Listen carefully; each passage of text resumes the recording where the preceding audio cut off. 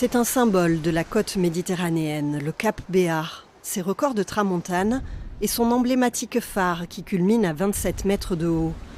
Ce phare a été construit en 1905, mais il n'a plus de gardien depuis les années 1990.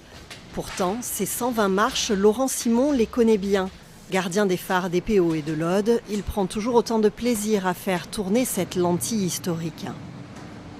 Alors là, vous avez une lentille Fresnel, ce qu'on appelle une lentille à échelon. Alors le rythme du phare de Béar, c'est 3 éclats toutes les 15 secondes. Et celui-ci, il a une portée de 29 000 nautiques, c'est-à-dire à peu près entre 50 et 55 km de portée. Repère pour les navigateurs, ce phare offre des points de vue remarquables. Les randonneurs ne s'y trompent pas d'ailleurs, ils sont au moins 40 000 à y venir chaque année, par tous les temps. Comme l'extrémité du cap n'est pas aménagée pour accueillir autant de public, l'espace naturel est dégradé aujourd'hui. Il y a une multitude de sentiers, les gens se déplacent sans savoir exactement par où passer. Et du coup, il y a un piétinement, une dégradation du sol et de la flore dans certaines espèces protégées.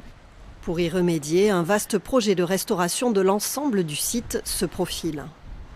On va essayer de canaliser leurs déplacements pour protéger l'environnement et protéger la faune et la flore du site. En y ajoutant le fait que nous allons faire ici un site de rafraîchissement pour que les randonneurs puissent passer un petit moment à l'ombre, si possible, lorsqu'il fait très chaud, et se rafraîchir un petit peu.